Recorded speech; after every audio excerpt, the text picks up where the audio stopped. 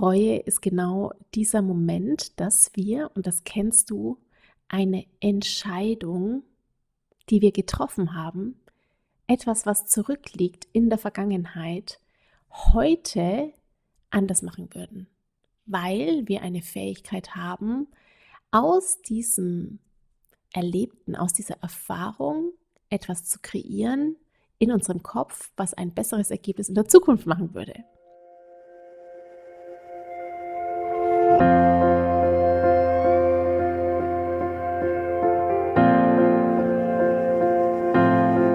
Hallo und herzlich willkommen bei Loslassen und gemeinsam wachsen, deinem Podcast rund um bewusste und bedingungslose Elternschaft.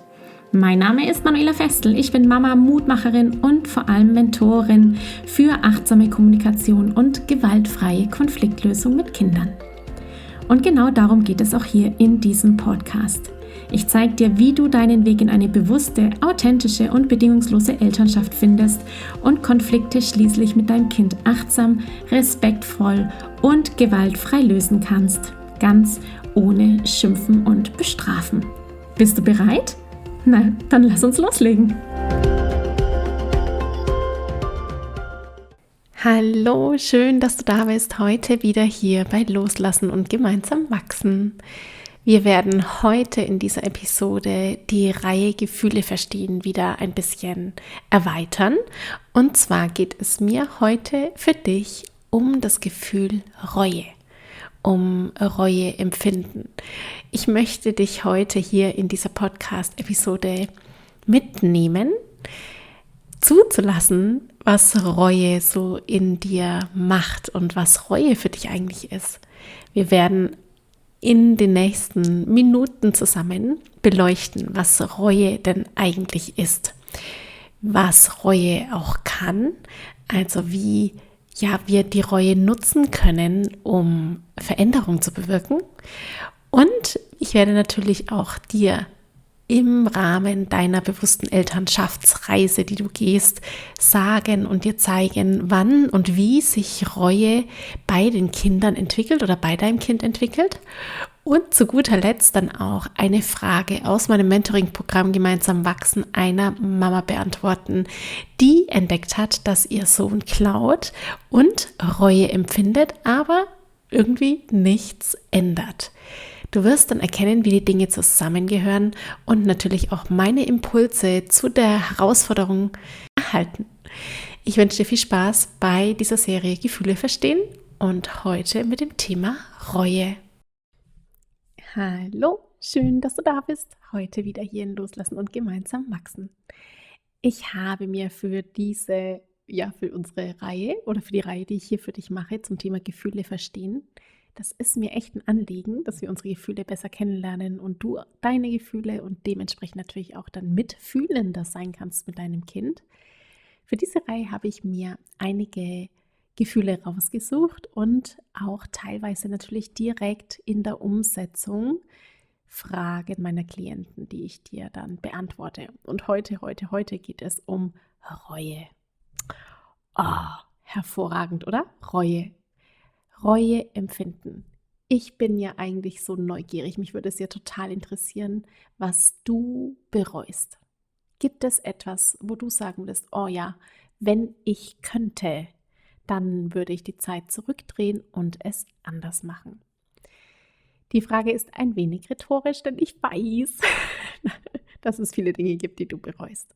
Schon alleine die Momente in der Eltern-Kind-Beziehung, in denen du so reagiert hast, wie du es gerade nicht wolltest. Diese klassischen Momente, in denen du dir denkst, warum habe ich als Mutter jetzt eigentlich so rumgemault und geschimpft und gejammert? Und das sind die Momente, in denen du mit Sicherheit auch Reue empfindest. Was also ist Reue eigentlich? Was ist das? Und tatsächlich ist es schwer, Reue zu benennen. Wir wissen genau, wie sich Reue anfühlt und was Reue mit uns macht, aber es ist schwer, da einen Begriff zu finden oder eine Definition zu finden. Ich habe für dich heute mal 3 Definitionen dabei. Das gehört jetzt einfach so mit dazu. Und freue mich, dass ich sie dir jetzt einfach mal vorlesen darf. Die Psychotherapie definiert Reue nämlich als unangenehmes Gefühl, das damit einhergeht, dass das Tun oder Nicht-Tun einer Person zu einer Lage geführt hat, die sie sich anders wünschen würde. Das ist irgendwie schön nachvollziehbar. Reue entsteht durch einen Vergleich zwischen dem tatsächlichen Ergebnis, zu dem es gekommen wäre, wenn der Entscheider eine andere Wahl getroffen hätte. Das ist die Definition im Management. Oder auch hier, Reue ist ein Gefühl der Unlust, das verbunden ist mit einem Gedanken an die Vergangenheit sowie der Identifikation eines Ziels und der Ankündigung einer Neigung, sich in Zukunft auf bestimmte Weise zu verhalten. Eine Definition aus der Philosophie. Wie dem auch sei, Reue ist genau dieser Moment, dass wir, und das kennst du, eine Entscheidung, die wir getroffen haben, etwas, was zurückliegt in der Vergangenheit, heute anders machen würden, weil wir eine Fähigkeit haben, aus diesem Erlebten, aus dieser Erfahrung etwas zu kreieren in unserem Kopf, was ein besseres Ergebnis in der Zukunft machen würde. Das heißt, klassisches Beispiel für dich als Mama in deinen Konflikten, die du hast mit deinem Kind. Die Konflikte, in denen du nicht so reagierst, wie du es möchtest, obwohl du eigentlich diese achtsame und liebevolle, respekt- und würdevolle Mama sein möchtest, führen dazu, dass du bereust, auf eine gewisse Art und Weise reagiert zu haben mit einem Sprach-, Denk- und Reaktionsmuster. Und das führt dazu, dass du Fähigkeiten und Fertigkeiten dir aneignen kannst, um in Zukunft zu der achtsamen Mama zu werden, die du sein möchtest. Das heißt, du kannst dir aufgrund der Reue etwas Großartiges kreieren, nämlich nicht nur bessere Entscheidungen zu treffen, dahingehend, dass du sagst, okay, nächstes Mal möchte ich es anders machen. Die Art und Weise, wie ich letztes Mal reagiert habe, meine alte Entscheidung, mein Kind anzuschimpfen zum Beispiel oder irgendetwas auf irgendeine Art und Weise zu reagieren, da möchte ich mich für den nächsten Konflikt besser vorbereiten und das anders machen. Nicht nur das kann die Reue kann aber auch deine Leistungen verbessern. Also du kannst durch die Reue, je größer dein Reueempfinden ist, umso größer ist auch deine Leistung und deine Motivation, es in Zukunft anders zu gestalten.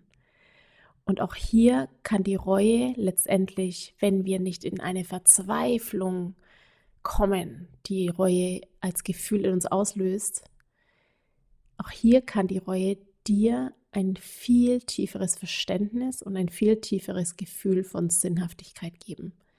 Die Reue befähigt dich also auch, wenn du das sehen und zulassen kannst, dass du den Sinn dahinter erfährst, den Sinn der alten Erfahrung.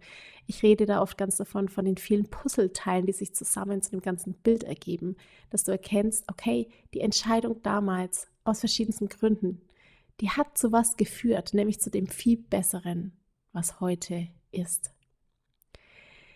Und das ist ganz wichtig, denn wenn wir Reue empfinden, können wir auf unterschiedliche Arten und Weisen auf Reue reagieren. Wir können nämlich sagen, Gefühle interessieren mich überhaupt nicht, egal, ich blende dieses Gefühl aus, das ist für mich gar nicht da, ich ignoriere das, mit dem Ergebnis, dass ich mich ja eigentlich selbst betrüge. Ich tue dann so, als würde ich es gar nicht spüren. Das ist der beste, reinste Fall für Selbsttäuschung. Und führt dich nicht zu einer Veränderung, sondern eigentlich nur zum Unterdrücken deines Gefühls der Reue, was in dir lebendig ist. Du kannst durch die Reue aber natürlich auch in eine tiefe Verzweiflung kommen und sagen, oh mein Gott, ich kriege überhaupt nichts gebacken, immer mache ich das falsch. Schon wieder ist mir das passiert. Ich bereue das so sehr, dass ich das gemacht habe. Warum habe ich vielleicht zum Beispiel früher nicht die Weltreise gemacht, die ich so gerne machen wollte. Und jetzt heute bin ich so und so viele Jahre alt und oh je. Dann kannst du natürlich auch die Reue in dir kann dazu führen, dass du in eine tiefe Verzweiflung rutschst und das Gefühl hast, du bist nicht gut genug letztendlich. Wenn die Reue aber dazu führt, dass du erkennst, hey, das ist der Hinweis für mich, dieses Gefühl, das in dir da lebendig ist, neue Entscheidungen zu treffen, alte Erfahrungen, die ich bereue, wertzuschätzen, die Sinnhaftigkeit dahinter zu erkennen und daraus bessere Entscheidungen, bessere Leistungen, was Neues zu kreieren aus diesem Gefühl heraus, weil das der Hinweis für mich ist, einen Schritt weiter zu gehen, einen Schritt nach vorne zu gehen. Dann kann die Reue dir richtig, richtig dienlich sein, dein Leben zu gestalten. Und ich kann dir aus meiner Erfahrung sagen, ich bereue wirklich ganz viele Dinge. Ich bereue so viele Konflikte, die ich nicht so gelöst habe, wie ich sie mir gewünscht hätte. Auch heute noch. Auch heute, just gestern zum Beispiel, erinnere ich mich an einen Konflikt mit meiner Tochter. Ich war so überfordert und habe so rumgepampft und habe mir gedacht, schon wieder so ein Moment, an dem ich wachsen darf. Ein Moment, ein Konflikt, in dem der mir so viel sagt über mich, über meine Wut, über meine Bedürfnisse, über meine Überforderung, die vielleicht gerade ist, die sicher gerade ist. Und natürlich auch die Reue, die hier aufkommt, gerade weil ich weiß, wie es besser geht, gerade weil ich genau sehe, was für Mechanismen in mir ablaufen, die dazu führen heute, dass ich achtsamer bin, dass ich mich wieder erde, dass ich wieder liebevoller mit mir umgehe und mit meinen Kindern umgehe. Also du siehst, die Reue ist auch ein Geschenk. Es ist einfach so schön, dass wir so viele Gefühle haben, die uns leiten, immer vorwärts zu gehen, wenn du es sehen möchtest. Ja, wann wird die Reue entwickelt? Die Reue ist insofern, wie wir gerade schon besprochen haben, etwas, was eine kognitive Höchstleistung mit sich bringt. Weil ich muss, um Reue empfinden zu können, die Fähigkeit haben, zum einen ein Gefühl von Zeit zu bekommen, von Zeit in Form von Vergangenheit und Zukunft. Ich brauche auch die Fähigkeit, die Wirklichkeit und die Fantasie zu unterscheiden. Das heißt, ich bewege mich ja bei der Reue, wenn ich jetzt im Hier und Jetzt bin und etwas bereue, dann bewege ich mich gedanklich in meiner alten Erfahrung, das heißt in der Vergangenheit, und kreiere gleichzeitig eine Welt, eine Realität in meinem Kopf, durch meine Gedanken, durch die Visualisierungsmöglichkeiten, die ich habe, von einem Fall, der noch gar nicht eingetreten ist, in der Zukunft. Und das ist natürlich ein wahnsinniger kognitiver Akt, eine richtig große kognitive Fähigkeit. Und die gelingt Kindern natürlich lange erstmal nicht. Wir wissen durch die Forschung, oder die Forschung weiß das und hat es herausfinden können, durch verschiedene Tests, bei Kindern natürlich, dass die Fähigkeit, Reue zu empfinden im Alter von etwa 6 Jahren, das ist so dieser große Schlagpunkt, so zwischen 6. und 7. Lebensjahr, wo die Theorie des Geistes sich eben entwickelt, die Empathiefähigkeit sich entwickelt, eben auch Reueempfinden entwickelt. Und mit 8 ungefähr ist es möglich, Reue zu antizipieren und letztendlich bis zur Adoleszenz ist dann das Denkvermögen da, das notwendig ist, um Reue wirklich zu empfinden. Du erkennst und du siehst, Reue ist was Großartiges. Und wie kannst du denn jetzt dein Kind bei Reue begleiten? Was machst du, wenn dein Kind Reue empfindet, aber irgendwie noch nicht so recht weiß, wie es jetzt damit umgeht und was es damit machen kann? Das zeige ich dir und das hörst du jetzt gleich an einem Beispiel einer Teilnehmerin von Gemeinsam wachsen, meinem Mentoring-Programm. Sie hat nämlich gefragt, wie sie denn jetzt mit ihrem Kind umgehen könnte, das etwas geklaut hat. Und das Kind reagiert mit Reueempfinden und natürlich auch mit Scham und ändert aber nichts an seinem Verhalten. Was können Eltern, was kannst du als Mama in so einem Fall tun und wie kannst du reagieren? Viel Spaß bei diesem Impuls. Ich lese dir wie immer die Frage zuerst einmal vor. Liebe Manuela, mein Sohn hat jetzt zum wiederholten Mal Spielzeug, Playmobil-Teilchen von einem Freund mitgehen lassen. Darauf angesprochen reagiert er unterschiedlich. Mal Scham und mal sagt er Sachen wie, sein Freund hat so viel Spielzeug, er würde es nicht merken. Wenn ich mit ihm spreche, meine ich schon, dass er weiß, dass es Unrecht ist. Ich komme hier aber, da es jetzt schon 3-mal wiederholt hat, nicht weiter. Was empfiehlst du? Liebe Grüße. Also, die Phase, die Zeit, in der Kinder klauen, stehlen oder eben was mitgehen lassen in irgendeiner Form, die ist normal. Also das haben alle Kinder. Es gibt einfach eine Zeit, da wird einfach was eingesteckt und mitgenommen und ja, das ist nichts, wo du dir letztendlich Sorgen machen musst, oh Gott, mein Kind entwickelt jetzt irgendein Verhalten, das sich für immer so manifestiert und dann am Ende ist mein Kind ein Dieb für immer. Also es ist ein Teil der Entwicklung. So viel zum Entspannen. Nichtsdestotrotz ist es ja ein Verhalten aufgrund eurer Werte, die ihr habt und aufgrund gesellschaftlicher Werte, das einfach ernst zu nehmen ist. Im Sinne von zu gucken, was dahinter eigentlich steckt. Dass er Unrecht empfindet, ist ein gutes Zeichen, sogar ein sehr gutes Zeichen. Also Scham, Reuebewusstsein, Unrechtsbewusstsein, Reueempfinden ist ein Zeichen dafür, dass er letztendlich diese kognitive Entwicklung schon hat, dass das vorhanden ist und dass er auch weiß, dass es nicht irgendwie in Ordnung ist. Also die Frage wäre jetzt, was kannst du machen? Es ist schon 3-mal vorgekommen. Alles, was du bisher gemacht hast, hat scheinbar in der Form noch nicht funktioniert. Das ist ein Grundprinzip, wenn ich immer wieder was wiederhole und es funktioniert nicht, dann darf ich an einer Stellschraube drehen und was anders machen. Und da wäre für mich jetzt zu fragen, was hast du denn mit ihm schon besprochen? Und was hast du ihm schon vorgelebt? Das wäre jetzt sind so die zwei Anker letztendlich zum Setzen oder zum daran mal arbeiten oder daran gucken oder einfach mal schauen, was letztendlich an klassischen Mustern vielleicht, was du gesagt hast, oh, das geht aber nicht und das ist nicht in Ordnung, hin zu dem, was ich empfehle, ist zu gucken, was dahinter steckt. Also aus welchem Grund nimmt das Kind was mit? Welches Bedürfnis hat das Kind? Diese Playmobil-Teilchen, was waren das für welche? War das eine Uhr und so eine kleine Kette oder also welche kleinen Dinge waren das? Was machen diese Playmobil-Teilchen für ihn aus? Machen die seine Playmobil schöner?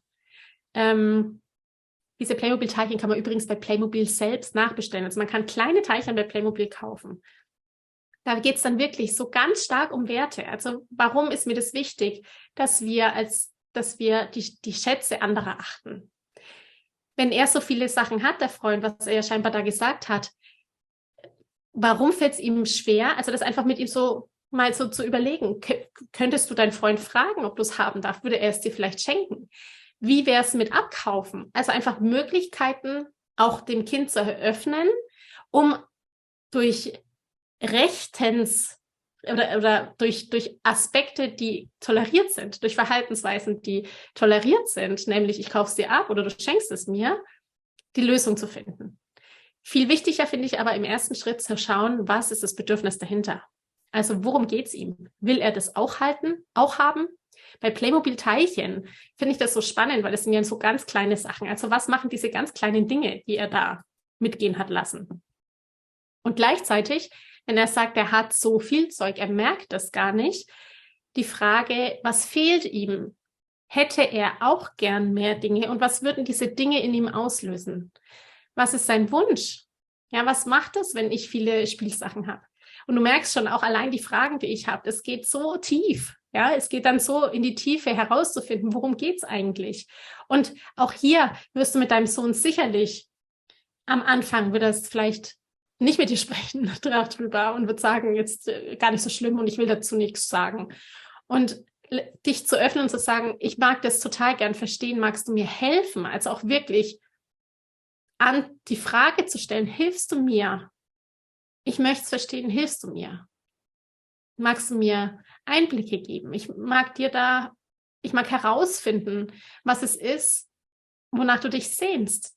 Und das brauchen wir. Wir brauchen auf der einen Seite brauchen wir eben die Kinder, dass sie uns helfen, sie zu verstehen und auch uns zu verstehen, weil in dem Konflikt geht es ja auch um uns, um unsere Werte, die ja da plötzlich betroffen sind. Wir schämen uns ja vielleicht auch. Und die Kinder brauchen die Aufmerksamkeit von uns, unser Interesse, dass wir es ernst mit ihnen meinen, dass wir sie sehen, dass wir sie wertschätzen, dass wir den Kontakt wollen, dass wir die Beziehung wollen, auf wohlwollende Art und Weise. Und wenn ich nochmal zum Handeln zurückkomme, was vorhin in der anderen Frage, die du gestellt hast, ja auch relevant war, auch da würde ich tatsächlich vorleben. Also dieses Teil, das er da hat, sagen, weißt du, das ist nicht okay für mich, weil ich mir vorstellen kann, wie es deinem Freund geht und weil ich andere Lösungen weiß, wenn du dieses Playmobil-Teilchen haben möchtest und wir geben es zurück. Und das vorzuleben, zu zeigen, ich habe letztendlich einen Fehler gemacht und ich weiß, ihn aber zu lösen. Ich weiß, ihn auszubügeln. Ich weiß, was ich machen kann, damit es wieder okay ist. Auch das ist eine großartige Sache, wenn du das machen kannst, weil das Vorleben ist wirklich eigentlich das A und O. Nicht nur eigentlich, es ist das A und O, wenn wir vorleben, wie es geht. Dann erleben die Kinder auf allen Ebenen, was es bedeutet, diese Werte zu haben, wie ich diese Werte letztendlich verteidige, wie ich diese Werte letztendlich auch lebe. Ich danke dir von ganzem Herzen, dass du dir heute Zeit genommen hast, diese Podcast-Folge anzuhören. Wenn du noch mehr Impulse, Ideen oder Inspirationen auf deinem ganz persönlichen Weg zur bewussten und bedingungslosen Elternschaft suchst, dann abonniere unbedingt meinen Newsletter oder du folgst mir auf Instagram, Facebook oder Telegram. Eine Frage, die ich außerdem immer wieder bekomme, ist: Manuela, was kann ich machen, konkret, damit mein Kind selbstständig und unabhängig wird? Hier lade ich dich herzlich ein, auf meiner Seite sprachzeichen.de/mit-kindern-sprechen vorbeizuschauen, denn hier findest du meine Vorträge, meine Masterclasses zu unterschiedlichen spezifischen Einzelthemen. Eine davon ist: Ich kann das, wie dein Kind selbstständig und unabhängig wird. In diesem Vortrag geht es vor allem um die 4 Kernbausteine, die Eltern ihren Kindern mitgeben können, damit diese frei werden, sich eigenständig und unabhängig entfalten können, nämlich emotionale Sicherheit, Freiheit, Vertrauen und Authentizität. Wenn dich also diese Fragen quälen, wie kann ich mein Kind unterstützen, Lösungen zu finden, wenn es alleine draußen unterwegs ist, dass es gut alleine zurechtkommt? Wie fördere ich die Selbstständigkeit bei meinem Kind? Wie kann ich Verantwortungsbewusstsein meines Kindes schulen? Und ja, welche Rolle spielt dabei auch das große Thema Vertrauen? Dann schau doch hier unbedingt mal vorbei.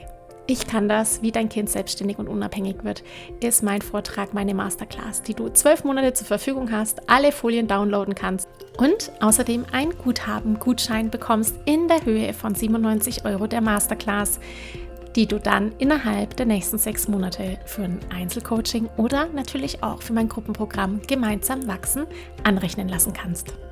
Wenn auch du mal eine Frage stellen möchtest, dann komm am besten auf meine Warteliste von Gemeinsam wachsen, meinem 12-wöchigen Mentoring-Programm von der Wut zu Respekt und liebevollen Eltern-Kind-Kommunikation. Das findest du unter sprachzeichen.de/gemeinsam-wachsen-Warteliste. Wenn dir die Folge gefallen hat, freue ich mich natürlich riesig über einen Kommentar und natürlich, wenn du die Folge bei deinen Freunden und Freundinnen teilst und meinen Podcast abonnierst. Jetzt wünsche ich dir aber alles Gute. Wir hören uns sicherlich bald. Viele liebe Grüße. Ciao, ciao.